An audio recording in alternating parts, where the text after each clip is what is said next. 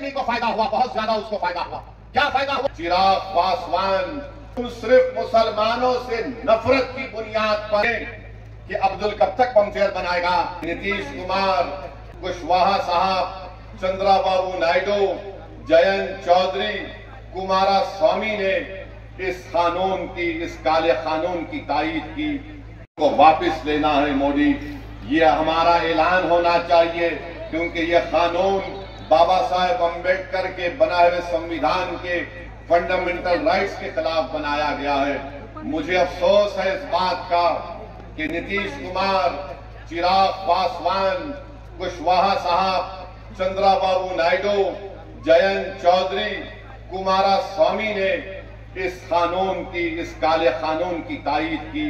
हम पूछना चाहते हैं नीतीश कुमार से, चिराग पासवान से, कुशवाहा साहब से, मांझी साहब से, क्या बिहार प्रदेश में हमारे हिंदू भाइयों की मंदिरों का कानून नहीं है 1950 का, जो ये कहता है कि मंदिरों में वही लोग मेंबर बन सकते हैं जो हिंदू धर्म से उनका ताल्लुक है। जब आपके लिए कोई बात अच्छी है तो फिर मुसलमान धर्म के वक्फ बोर्ड में आप कैसे किसी गैर मुस्लिम को मेंबर बनाएंगे? जब आप कानून बना दिए कि कोई हिंदू से सिर्फ हिंदू ही मेंबर बनेगा, तो फिर मुस्लिम वक्फ बोर्ड में आप कैसा कानून बनाए कि गैर मुस्लिम यहां पर मेंबर बनेगा? बनाने की वजह क्या है हमको बताओ आप, मगर वजह नहीं बताते हैं। अरे अगर बोध गया में सिर्फ हिंदू और बौद्ध उसके मेंबर बन सकते हैं, तो फिर बिहार के वक्फ बोर्ड में कैसे कोई गैर मुस्लिम मेंबर बन सकता है? बताओ हमको, समझाओ हमको। तुम समझा नहीं सकते, तुम्हारे पास कोई दलील नहीं है। तुम सिर्फ मुसलमानों से नफरत की बुनियाद पर एक काला कानून बनाए हो। तुम वक्फ की जायदादों को लूटने के लिए इस तरह का कानून बनाए हो, और भाजपा के लोग अपना एक पैम्फलेट निकाले हैं, एक 4 पेज का और एक 15 पेज का है। मैंने उसको पढ़ा, उसमें लिखते हैं कि मुसलमानों में 30% लोग गरीब हैं, और भारत के प्रधानमंत्री अपने भाषण में कहते हैं कि अब्दुल कब तक पंचर बनाएगा। सुनो प्रधानमंत्री, 11 साल से आप प्रधानमंत्री हैं, कितने मॉब लिंचिंग के वाकयात हुए, कितने इखलाक और कितने पीलू खान को मारा गया, कितने दंगे हुए।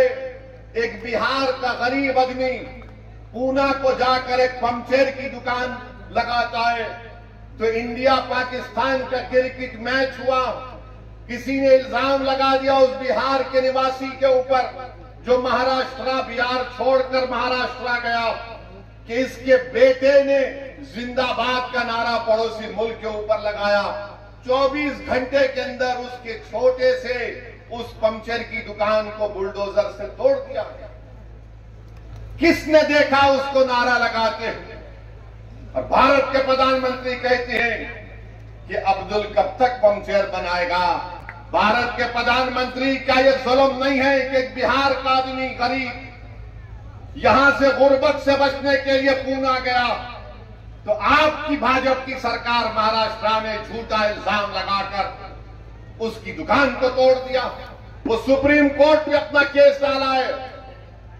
सुप्रीम कोर्ट ने कहा कि किसी के घर को नहीं तोड़ा जा सकता, 15 दिन का टाइम देना चाहिए उन लोगों को। मगर अब्दुल की पंचर की दुकान को बीजेपी की सरकार ने तोड़ दिया, और प्रधानमंत्री बोलते हैं अब्दुल कब तक पंचर बनाएगा। प्रधानमंत्री, अगर आप ये चाहते हैं कि भारत की सबसे बड़ी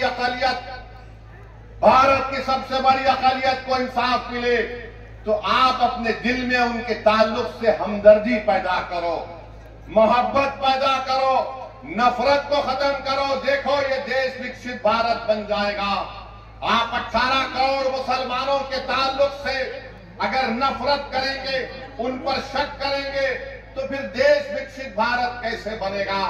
और फिर हम प्रधानमंत्री को पैगाम देना चाहते हैं कि आपने जो कानून बनाया, नरेंद्र मोदी की सरकार ने, नीतीश कुमार ने, चिराग पासवान ने, मांझी साहब ने, कुशवाहा साहब ने ये कानून बनाकर सिर्फ एक आदमी को फायदा हुआ, बहुत ज्यादा उसको फायदा हुआ। क्या फायदा हुआ? वो देश का सबसे दौलतमंद आदमी है जिसने एक मुस्लिम वक्फ की जायदाद के ऊपर जो यतीम खाने को उसने गैर कानूनी तौर से खरीद लिया और उसके ऊपर उसने खरीद, लोग बोलते, मीडिया बोलते कि 1000 करोड़ का अपना घर